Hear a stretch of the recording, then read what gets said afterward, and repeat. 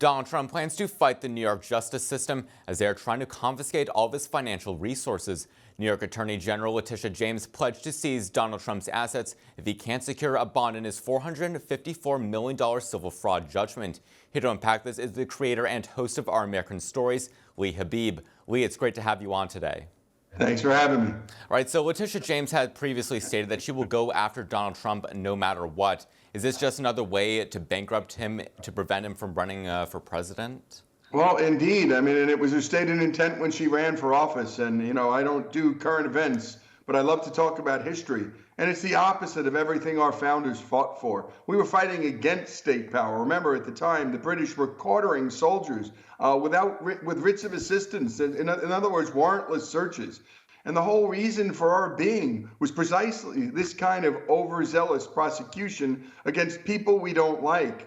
And ultimately, it will not inure well, I think, for the Democrat Party, because Americans have a deep sense of justice. Maybe not in New York City, because it's such a partisan city. But could you imagine if the state of Texas had prosecuted or was prosecuting Joe Biden and Hunter Biden right now? I mean, could you imagine the outcry? By the way, I'd be leading that charge. We shouldn't be using our side lawfare to do politics. We have elections for that in this country. And I'm promising you, and for all your listeners, this is going to hurt the Democrats. And when we get in power, we shouldn't use lawfare to persecute people we don't like. We have to prosecute people if they commit crimes. Otherwise, that's why we have elections. Well, and to that point, the mainstream media would just run with that story, all the way until the election if we really were going after Joe Biden and his son Hunter. Now, you say that she could take a page out of John Adams' playbook. Can you explain what you mean by this? Sure. John Adams was a young lawyer in Boston, just building up his practice, not a wealthy guy by any stretch, and the Boston Massacre occurred. And everybody wanted to just string up these redcoats because they'd shot innocent Americans.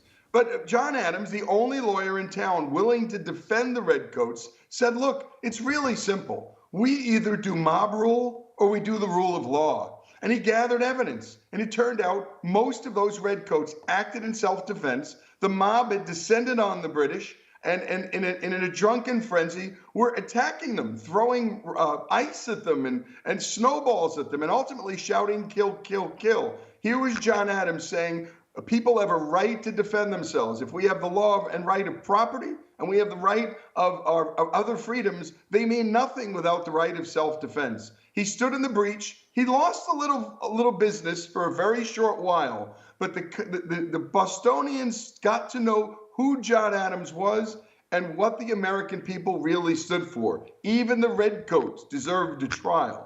Even the redcoats deserved a trial, and many of them were exonerated, and the jury found them not guilty of murder. They found a couple guilty of manslaughter because they had overreacted in self-defense. They could have used a bayonet. They could have used other means. So justice happened in those streets, as opposed to the injustice of the British quartering folks, performing illegal searches without warrants. We have to remember the Bill of Rights, and this is a reminder to our Democrat friends, the Bill of Rights are a counter-majoritarian part of the Constitution. 100% of the voters of New Jersey cannot say, we don't believe in free speech anymore. It doesn't matter what the voters think. These are counter-majoritarian principles that benefit us all from the tyranny of the state. And the tyranny of the state is what Americans are seeing. And I got to tell you, my friends from Venezuela, the eastern blocs of Europe and China know what this seems and feels like,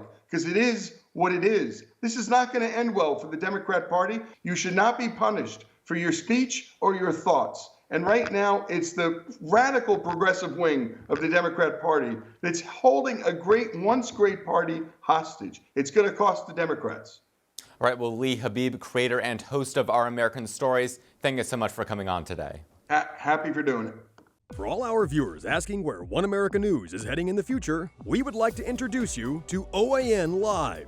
OAN Live is the best way to stay up to date on all of the hard-hitting, straight-shooting, national and international headlines. And the best part is, OAN Live is only $4.99 per month. All the credible, honest, unbiased reporting One America News offers at a fraction of the cost of cable. Just go to OANN.com to easily sign up for OAN Live and stay informed.